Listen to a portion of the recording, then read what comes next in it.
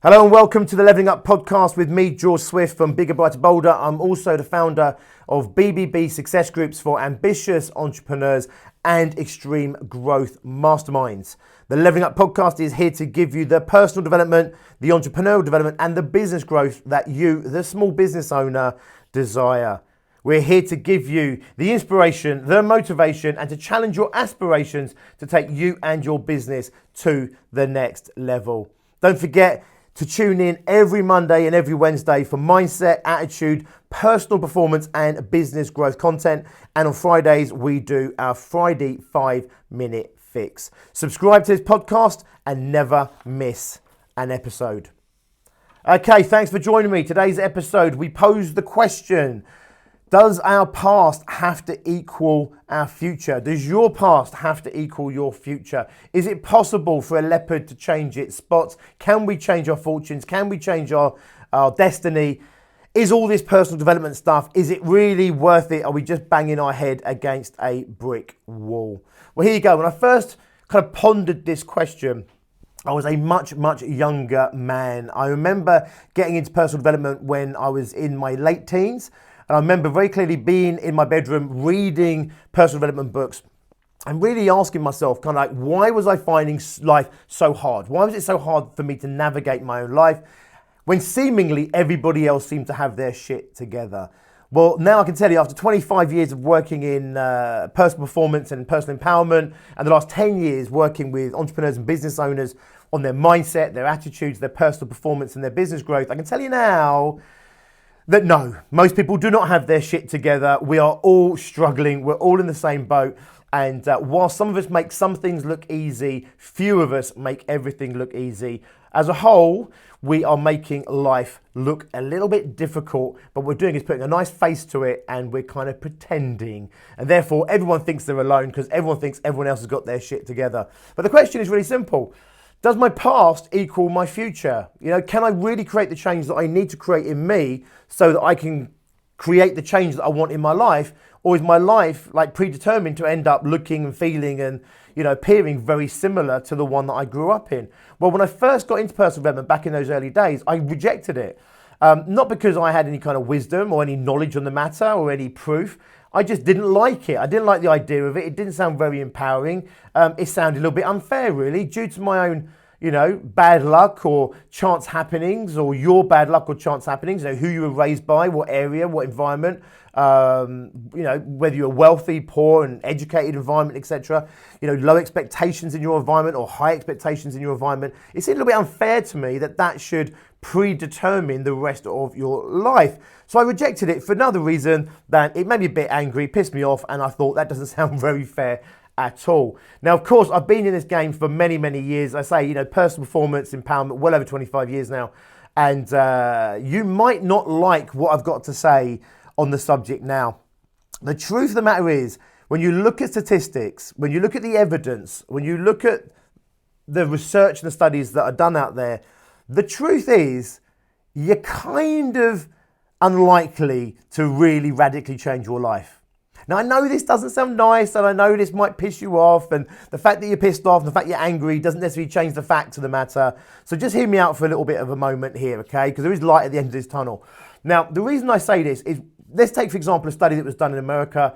It found that less than 2% of Americans ended up in different financial circumstances than what they started life out in. In other words, less than 2% of Americans were able to significantly change their financial status. In other words, you were born poor, you were almost certainly going to end up dying poor, that you were going to continue to proliferate the experiences that you had as a child and the environment you grew up as a child, and you were going to take that into your later life and pass it on to your kids, and your kids are then going to carry on and they're going to end up passing it on to their kids. And the truth of the matter is, whilst it might make you angry, it might piss you off, statistically, it's true, right? Less than 2% of Americans change their financial fortunes. Here's a little bit of light, though.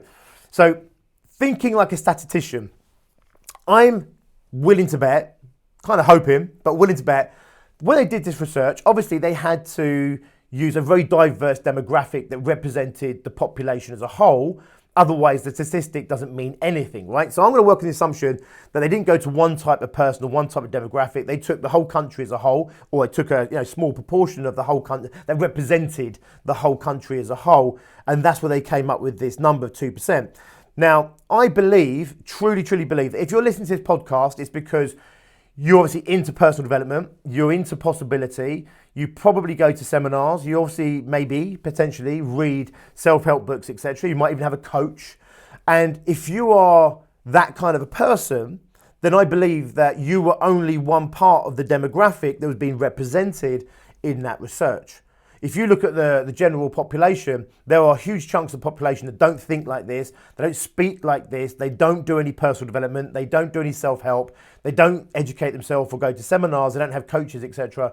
And if you put those into the mix, then obviously it's going to potentially drag the percentage down, the statistic down, for those people that maybe are involved in this kind of work. So here's my thing. I believe the fact you're listening to this, I believe the fact that you're probably into other personal development, you're not just watching this or listening to this for the first time, I'm willing to bet that if we took a sample of like our kind of people into personal development, personal growth, then I do strongly believe that that number would be a lot higher. Now, I don't think it would be necessarily like massively higher. I'm not saying it would go from 2% to like 80% or 90%. I just think it would be enough higher to be a little bit more optimistic than maybe just 2%. However, what I also believe is that it wouldn't be dramatically different, okay? As in, I don't think it would take it to 80 or 90%. So I do believe we have a better chance if we're in personal development, self-help, etc., than maybe the national statistic would say. However, the odds, I still believe, are actually against us. And the fact that that might piss you off, make you angry, doesn't really change the fact that that's as it is. Look at marriage. Most people go into marriage, I don't think many people go into marriages thinking they're going to be one of the statistics of failure. However, statistically, most marriages fail. Therefore, when you get married, you are most likely going to get divorced. Now, everyone that gets married kind of feels they're the one that's going to break the statistic. They're the one that are going to be the exception to the rule. But they all think like that. So just thinking like that isn't going to change anything. I think it's 1 in 3 or 1 in 4 marriages now actually succeed. I think it's 2 out of 3 or 3 out of 4 marriages fail right now. So the chances of your marriage succeeding statistically are very small. You know, they're 1 in 3, 1 in 4 chance.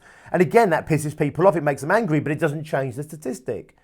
So here's the question, right? If we don't want to be a statistic, if we don't want to be the majority of people who are failing, okay, failing to grow their business, failing to get healthy, lose weight, failing to have great relationships, failing to change their academic circumstances, you know, raise their academic game, raise their financial status, right? If we want to go against those statistics, what do we need to do? Because most people, okay, who get married, as I say, assume they're going to be the ones that don't get divorced. So that's not enough. Believing in the possibility that they won't get divorced is obviously a good first step, you know. I think it's possible that not all marriages end in divorce. I think it's possible that mine might not end up in divorce, but I can't have certainty about that. But it's a good place to start, because if you exist in possibility, then we can start to live into the potential that we have and our marriage has and our business has, etc. But the bottom line is really simple. We will statistically end up being a statistic unless we dramatically, significantly get involved in the process. And this is really the main point I'm making throughout the whole of this podcast. You must significantly get involved in the process. So let's take, for example, does the past equal the future? Well, here's the thing. If you came from divorced parents, the statistics show that you are much more likely to also get a divorce. So of course our divorce statistics are going to get worse and worse, right? Because if we're born to divorced family or born into divorced families, if that makes sense, okay, our parents divorce, we're more likely to get divorced, so therefore we get divorced, and therefore our kids who are also born to divorced families are more likely to get divorced. So it's not surprising that the failure rates of marriages have gone from 1 in 2 to 2 out of 3 to, I think it's 3 out of 4 is the latest statistic I've heard recently. It's not surprising, and I'd imagine it's going to continue to go down that route. It's probably going to get worse simply because the fact is, statistically, we are more likely to get divorced. If our parents were divorced, and more of us are getting divorced, so more of our children will be getting divorced, and therefore the problem will compound. So the question is, we must significantly get involved in our marriages if we want to break the statistic. If we want to be the 1 in 3, the 1 in 4 that works, and maybe in 10, 20 years it'll be the 1 in 5, 1 in 6 that works, we need to dramatically and significantly get involved in that process. Now, I'm using marriage as an example because it really shows you yet another statistic, like the financial survey in America, that shows you that your past equals your future statistically. So I'm going to tell you this right now. The chances are, right, whatever it is that you are struggling with, you will continue to struggle with statistically. So we know that most people that go on diet plans don't succeed. Statistically, I don't know, it's 1 in 100 or 2 in 100 or whatever it is. So we know that most people actually don't resolve their weight loss issues. In other words, their past equals their future. They don't create dramatic change. So if you want to be the one that breaks that statistic, guess what? You can't just go on the diet program because everybody else is going on the diet program as well and they're failing. You can't just want to lose weight. They all want to lose weight. You can't even believe you want to lose weight because all of them probably believe they can lose weight. Certainly a big proportion of them. So what makes the difference between, the 1 in 4 marriages that succeeds and the 1 in 100, diet programs that works and the 2% of Americans that end up in better financial circumstances? What is it that makes those people successful against the odds? Is it just pot luck? Well, to a degree, some of them, I'm sure it is like that. However, having been in personal development now for 25 years, BBB and working with entrepreneurs on mindset, attitude and behaviors, etc., for the last 10 years, I can tell you now, it's the getting in with significant levels of input in order to go against the huge statistic, okay? The huge statistic. These statistics we're talking about aren't just like 1, 2, 3, 4, 5 people. These are trends of entire nations and countries, maybe even the world as a whole. So if you want to stand in front of that tidal wave and just say, I don't think it will be me, I hope it isn't me, it's probably not going to be enough. You're going to get swept up in that tidal wave statistics. And once again, you'll be another one that fails to dramatically change their financial circumstances or to make a success of their business. We know that most businesses actually fail. We know that statistically. Most business owners don't go into their business thinking it's going to be them, but statistically it is going to be them. So therefore, what they need to do, they need to significantly get involved in their business in order to change those circumstances. So I'm going to keep banging that drum, okay? I'm going to keep beating that drum. Significantly get involved in the process. Now, you've heard the phrase, a product of their environment. Normally, it's describing a rogue, maybe people in prison. It might be a delinquent teenager or something. And what we tend to say is we say, right, you know what, their behavior, they are a product of their environment growing up, a product of their family, a product of their circumstances, a product of the system. Does this make sense? And we say that, what we mean, of course, is that actually they were created, cultivated, groomed, whatever it might be, in that environment. Now they are inevitably behaving in certain ways based on those experiences. But here's the question. 2 kids grow up in the same household, maybe even twins, same household, exactly the same set of conditions. One changes their fortunes, the other one continues down the same path. We see this over and over again, yet they're born out of the same environments. Well, the truth of the matter is, it's because we're not going to find the solution by looking at the macro level. We're not going to solve this problem by sitting there saying, okay, well, they had the same parents, they grew up in the same house, they went to the same school. Actually, it's all the tiny little nuances along the way that shape the differences in those 2 children. There may be 2 points in their life, and one of them took one fork and one took another fork. But the decision processes that led up to the decision of one going one way and one going the other way were actually really complicated, like equations. It's every experience they've ever had, every conversation. It's how they then interpret other people. It's how they interpret the world around them, how they, the films they watch, the books they read. Even if they read the same books and the same films, by the time you start to get these slight different changes in personality trait when they're younger, they're learning slightly different meanings, the way they look at the world slightly differently. Once you get that slight deviation, then they interact with everything. Even though it's the same thing they're interacting with, they interact differently, and therefore their paths can dramatically diverge, even though on the surface, on the macro level, they were brought up in exactly the same situations and everything else. Statistically, however, you'll say, right, people from that background statistically end up in this kind of place. Does this make sense? You go to prison, you can see trends of where people come from, what kind of backgrounds people have, and what gets them to that place where ultimately they become criminals, end up in prison, whatever it might be, you know, drug addicts and all sorts. Yes, we can statistically look at that. The nuances, however, for the individual within that, that's where you start to see why would one person from that estate go down this route, but another person from the same estate go down a different route, even though the statistics might show a wave of consensus that most people take a particular route. Does this make sense? You could interpret this, and I mean this, a little bit as they got lucky. What I mean by that is the change that they had in the perception of their environment, where one, for example, grew up in a household, saw mum and dad, and for whatever reason had the thought of, I want better for myself, this is not how I'm going to be, right? And the other one saying, this is all I can expect out of life, this is how life is going to be, right? The two thought processes there triggered by all of the information, all of the learning, all of the interactions they'd had until that point. And for whatever reason, one of them had the spark of a thought of change, and the other one carried on with the default, which is the default, which is, this is how life is going to continue for me. Does this make sense? So here's the thing. To some degree, the fact that you're into personal development is kind of luck. It's luck. For whatever reason, you came across it. For whatever reason, someone mentioned it to you. For whatever reason, you know, you got into this. It wasn't because you had a thought from nowhere. The thought you had to be stimulated from within you, which means there had to be something that you'd been exposed to at some point that enabled that trigger of a thought to even occur to you. Does this make sense? So even when you saw this podcast, you tuned into it. When you got your first self-help book, like I did, you know, I tuned into it. You know? So I want you to think like this. If you are watching this, if you believe in possibility, if you want to create change, number one, be really grateful, because to some degree it is luck that you even think like this, because there was no point in the past where you deliberately took this path. Does this make sense? You didn't deliberately take this path. You might think you're making choices, but what makes that choice is based on all of your learning and understanding till this point.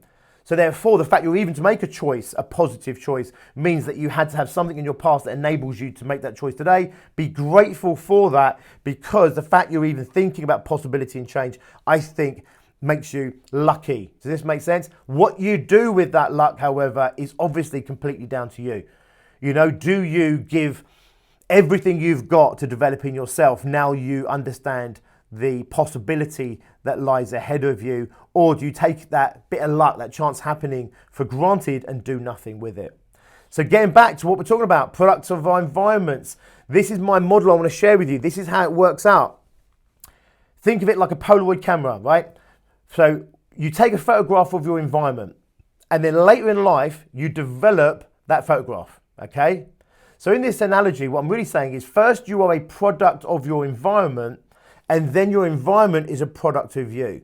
So in other words, when you're young, you have no input. You're not involved in the process of how you're developing as a human being. Your personality traits, your character traits, they're being formed by you, in you, by the environment. The environment is imprinting itself on you, and it's developing you, right? Like a picture. Does this make sense? And all the environment out in front of you, like taking these images, and you're storing these images. And then when you get to, you know, later in your life, okay, you then start to play out these roles.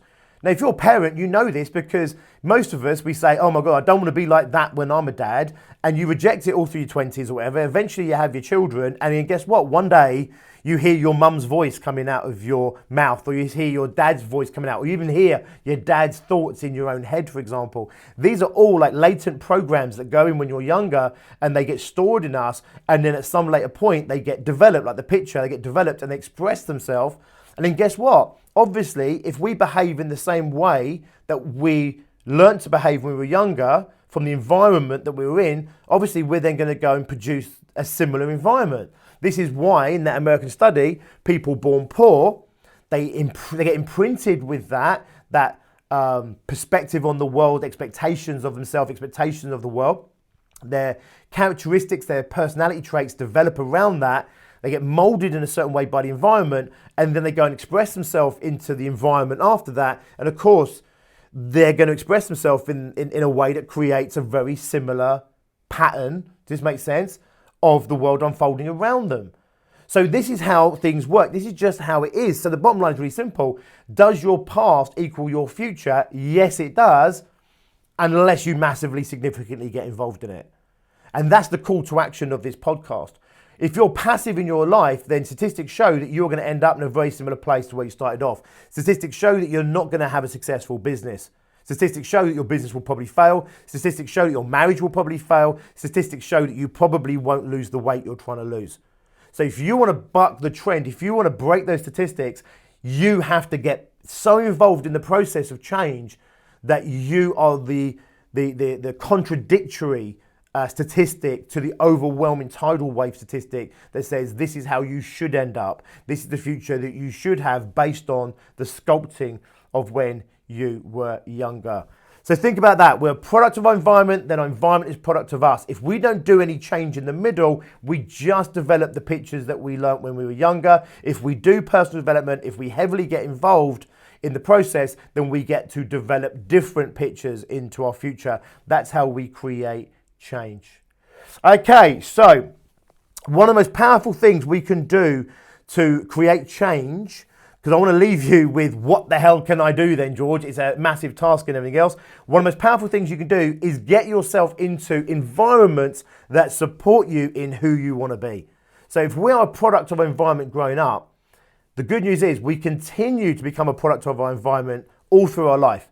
The fact that most of our development is in younger life, and by the time we hit our late teens, we have developed our personality traits and our personalities in place, we do still continue to develop by our environment. So if you never left the poverty environment, if you never left that kind of background, you'd never be exposed to anything new. Therefore, it'd be very difficult, probably impossible to create any change, because you would never be presented with the opportunity of that in the first place, if that makes sense. So one of the things you can do, if you've got just a spark of possibility, you're watching this podcast or you're listening to this podcast, get yourself into inspiring environments that absolutely support you in being who you want to be. It's one of our core missions at Success Groups. We sit and say, out in the world, people will treat you for who you are and they'll treat you for who you've been. It's like when you go back to your mum's at Christmas, she still thinks you're her little girl or her little boy, and she still mothers you because she sees you for who you were, not necessarily for who you are. At Success Groups and in the environments we create, we see you for who you are and who you are becoming, where you are going. So we let all your baggage can be left at the door. You join us and we say, right, you present yourself, right? This is how you present yourself. This is who we treat you as. And these are your goals. This is your objective. This is what you're aiming for. We accept that on your behalf and we treat you for that person. Here you are and here's where you're going. It's so powerful to get yourself in those environments. Now with Success Groups, we have our masterminds, which are physical environments where we all meet.